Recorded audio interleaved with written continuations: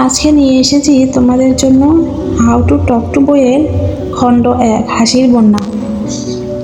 দ্রুত হাসবে নাকি মনোরম একটা হাসি দেবে? ডেল কার্নেগির লেখা how to win friends and influence people বইয়ের ৬টি বিশেষ কৌশল দশকের পর দশক উচ্চারিত হয়ে গেছে। আত্ম উন্নয়নমূলক অনুষ্ঠানের পরিচিতি রথী মহারথী বক্তারা মাইকের সামনে দাঁড়ালেই এই কৌশলগুলো ছেড়ে গেছেন শ্রোতাদের উদ্দেশ্যে, অথবা নিজেরাই তার উন্মেষ ঘটিয়েছেন একটি বিশ্বস্ত হাসির মাধ্যমে। সে যাই হোক, বছরের পর বছর ধরে এই অনুশীলন কার্যকারী রইল মানুষের আত্মিক সম্পর্ক উন্নয়নে। যারা আরও গভীরভাবে এ নিয়ে গবেষণা করলো তারা একটা সময়ে বুঝতে পারলো শুধুমাত্র হেসে যাওয়া যথেষ্ট নয়, বরং আজকের দিনে এই যান্ত্রিক বিষয়ে অনেক সময় এই কৌশলটি পুরোপুরি অকেজ। এই মুচকি হাসিকে আজকের আধুনিক বিশ্বের অনেকেই সেকেলে বা আনাড়ি হিসেবেই দেখেন। বর্তমান বিশ্বে যত রথী মহারথী আছেন তাদের দিকে তাকালে দেখতে পাবে তারা তাদের হাসিকে আরেকটু উন্নত করেছেন। তারা শুধু মুখ টিপে হাসেন না, বরং অনেক ক্ষেত্রে হু হু করে মন থেকে হাসিতে ফেটে পড়েন। তাদের হাসির এই বিস্ফোরণ তাদের মাঝে আরও অনেক বেশি পরিমাণে আত্মবিশ্বাস সৃষ্টি করে। সবচেয়ে মজার ব্যাপারটা হচ্ছে হাসির ছোঁয়াচে তাদের সাথে সাথে অন্যদের মুখেও ওটা ছড়িয়ে পড়ে, মুহূর্তগুলো হয়ে ওঠে আরও মধুর। গবেষকরা গবেষণা করে দেখেছেন বিভিন্ন রকমের হাসি সমাজে প্রচলিত রয়েছে। মিথ্যাবাদীর মুখের হাসি থেকে শুরু করে ছোট ছোট বাচ্চাদের উদ্দেশ্যে অর্থহীন হাসি সবটাই লিপিবদ্ধ হয়েছে। বের হয়েছে কোনটা আসল আর কোনটা নকল। তবে সত্যিকার বিজয়ীরা জানেন হাসি তাদের একটা বড় অস্ত্র। এজন্য তারা কখনোই নকল হাসিতে মানুষের মন জয় করতে চায় না, বরং তাদের মুখে ফুটে ওঠে আন্তরিক ও বিশ্বস্ত হাসি। এবং এই কার্যকরী। কিভাবে তোমার হাসিকে উন্নত করবে? আমার কলেজ সময়ের এক মেয়ে বন্ধু মিসি সম্প্রতি কাগজে বক্স উৎপাদনের তাদের পারিবারিক ব্যবসাটার দায়িত্ব হাতে পেয়েছে। সে একদিন হুট করেই জানালো সে ব্যবসায়িক কাজে নিউ ইয়র্ক আসছে এবং আন্তরিকভাবে আমায় আমন্ত্রণ করলো তার সাথে দেখা করতে। যখন তার সাথে সাক্ষাৎ হলো তার উপচে পড়া হাসি দেখে আমিও হেসে দিলাম। মেয়েটা মুখ চেপে হাসতে ওস্তাদ ছিল, যা তাকে আলাদাভাবে পরিচিতি দিত। গত বছর তার বাবা মারা গেছেন, তার কোনো ভাই না থাকে ওদের পুরো ব্যবসার দায়িত্ব মিসির ওপরেই এসে পড়েছে। আমার ধারণা ছিল একটা কোম্পানির মালিক হবার মতো এত বড় যোগ্যতা এখনো এই মেয়ের হয়ে ওঠেনি, যদিও ব্যবসা সংক্রান্ত ধারণা আমার নেহাতেই শূন্য।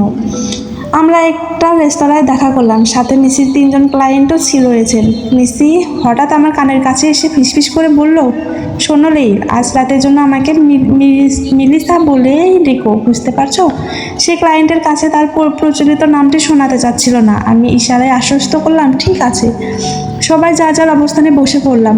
আমার হঠাৎ করে মিসিলাকে অচেনা মনে হচ্ছিল। কলেজের চেনা সেই মেয়েটা যে কিনা মুচকি হাসতে খুব ভালোবাসতো, সে আর এই মিসিলার মাঝে আকাশ পাতাল তফাৎ। ওকে খুবই সুন্দর আর উৎফুল্ল দেখাচ্ছে। মিসিলার মুখের হাসি যেন তার সীমানাকে ছাড়িয়ে যাচ্ছে, অথচ এই হাসির ধরনটা অন্যরকম, নজর কাড়া। এভাবে তাকে কখনোই হাসতে দেখিনি। বান্ধবীটাকে আমার অদ্ভুত ভালো লাগছে। চেহারায় বিশেষ কোনো পরিবর্তন নেই, হাসির জোয়ার তার আত্মিক সৌন্দর্যকে আরও প্রাণবন্ত করে তুলছে। মিলিসা খুবই সাধারণ এবং বিনীত হয়ে তাদের ক্লায়েন্টদের সাথে কথা বলছে। ওদের দেখে বোঝাই যাচ্ছে তারা ওর সাথে কথা বলে আনন্দ পাচ্ছে। আমি খুবই আশ্চর্য এবং একই সাথে খুবই খুশি হলাম, কারণ মিলিসা খুব সহজেই 3জন ক্লায়েন্টকেই হাত করে ফেলেছে। ওরা তার সাথে ব্যবসা করতে এক বাক্যে রাজি হয়ে গেল। আমরা গাড়িতে ফিরে আসছিলাম। ওই সময়টা আমি মিসিকে জিজ্ঞাসা করলাম, মিসি, আমি অতিভূত তোমার ব্যক্তিত্ব দেখে। তোমার ব্যক্তিত্বে তুমি এমন কিছু বৈশিষ্ট্য যোগ করেছো যা তোমাকে অন্য উচ্চতায় নিয়ে গেছে। সত্যি আমি অভিভূত। মিসি হাসলো, তোমার ধারণা পুরোপুরি সঠিক নয় লীল। আমি শুধুমাত্র একটা ব্যাপারেই উন্নতি হয়েছি, আর কিছুই না। কি সেটা? আমার যেন উত্তরটা শোনার আগ্রহ বেড়ে গেল। আমার হাসি, আসতে বলল সে। কি শুধুমাত্র হাসি? আমি অবিশ্বাসে সুরে বললাম। আর বিশ্বাসই হচ্ছে না। হ্যাঁ, তুমি ঠিকই শুনেছ লীল। একটা দীর্ঘশ্বাস ফেলল ও। বাবা যখন খুবই অসুস্থ একদিন আমাকে ডাকলেন, তার পাশে বসিয়ে নানা বিষয়ে আলোচনা করলেন। তারপর আমাকে জানালেন পারিবারিক ব্যবসাটা এখন থেকে আমাকেই সামলাতে হবে। সেই সাথে আমার জীবন পরিবর্তনকারী কিছু সক্ষম বিষয় আমাকে জানালেন। বলে গেলেন কিভাবে খুব সহজে কারো প্রিয় হওয়া যায়। এরপর তিনি একটি গানের কিছু লাইন বিড়বিড়িয়ে শোনালেন। তারপরই কথাটা বললেন, মিসি, আমি চাই তুমি ব্যবসাটাকে আরও বড় করো, আর যদি তুমি তা করতে পারো আমি খুবই খুশি হব মা। মিসি তার বাবাকে উত্তরে বলল, আমি সফল হতে পারলে তুমি খুশি হবে, তাই তো? আমি মিসির দিকে পিটপিট করে তাকিয়ে থাকলাম। আমার আগ্রহের যেন শেষ নেই। আমি তাগাদা দিলাম, মিসি তারপর তারপর কি হলো? মিসি পরের অংশ শুরু করলো। বাবা আমাকে বলল, তোমার সফলতায় আমি অবশ্যই খুশি হব, কিন্তু তার আগে তোমার একটা দুর্বলতা বলি মা। তুমি খুব দ্রুত এবং সংক্ষিপ্তভাবে হাসো, যা অনেকেই পছন্দ করে না। মেয়েটা এরপর আমাকে পরখ করে নিল আমি শুনছি কিনা। আমার আগ্রহী চোখ দেখে সে বাকিটা বলার আগ্রহ দেখালো। এরপর বাবা পুরানো একটা পত্রিকা হাতে নিল। ওখানে একটা আর্টিকেল দেখালো আমায়। গোট গোট হরফে লেখা রয়েছে, একটা গবেষণা রিপোর্টে দেখা গেছে যে যেসব নারীরা লম্বা সময় নিয়ে ধীরে ধীরে হাসে তাদের ব্যবসায়িক সফলতা অবিশ্বাস্য। মিসির কথা শুনে অনুধাবন করলাম ব্যাপারটা আসলেই সত্য। এই যেমন Margaret Thatcher, Mother Teresa, Indira Gandhi, Golda Meir, Madeleine Albright সহ অন্য নারীরা যারা বিশ্বে এত প্রভাব ফেলে গেছেন, কারো মুখেই সংক্ষিপ্ত হাসি ছিল না, বরং সবাই লম্বা হাসির জন্য পরিচিত ছিলেন। মিসি আবার আরম্ভ করলো, মূলত পত্রিকার রিপোর্টটা আমাকে বদলে দিয়েছিলেন। ওখানে আরও লেখা ছিল, যারা দীর্ঘ সময় ধরে ধীরে ধীরে হাসে ব্যক্তিত্ব অনেক বেশি ফুটে ওঠে, তাদের গ্রহণযোগ্যতা আরও বেশি বেড়ে যায়। তখন থেকে আমি আস্তে আস্তে দীর্ঘ সময় ধরে হাসার অনুশীলন শুরু করে দিলাম, নিজের ঠোঁট মুখ এসবকে অভ্যস্ত করে তুললাম নতুন এই কৌশলটার সাথে, আর সেইগুলোই ক্লায়েন্টদের সাথে প্রয়োগ করতে লাগলাম। প্রথম থেকে আমি তেমন অগ্রগতি করতে পারিনি, অবিশ্বাস্য হলেও সত্য। একটা সময় আমি সবখানেই অনেক বেশি প্রভাব ফেলতে শুরু করলাম, ক্লায়েন্টদের সাথে অনেক বেশি রেসপন্স পেতে থাকলাম। তাহলে এটাই পেছনের রহস্য, ভাবলাম আমি। তথ্যটা সত্যিই অবাক করলো। ছোট্ট একটা কৌশল কীভাবে মিসিকে অনন্য করে তুললো। মাত্র এই একটা কৌশল ব্যবহার করে সে তার ব্যক্তিত্বে ফুটিয়ে তুলেছে দারুণ পেশাদারিত্ব এবং প্রফুল্লতা। সত্যিই অসাধারণ অনুভূতি।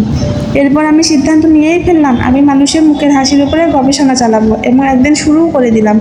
যখন আমরা জুতা কিনতে যাই তখন আমাদের চোখ থাকে মানুষের জুতার দিকে, যখন আমরা চুলের কাটিং দেবার চিন্তায় থাকি তখন আমাদের চোখ ঘুরঘুর করে আশেপাশের মানুষদের হেয়ার কাটিংয়ের ওপর।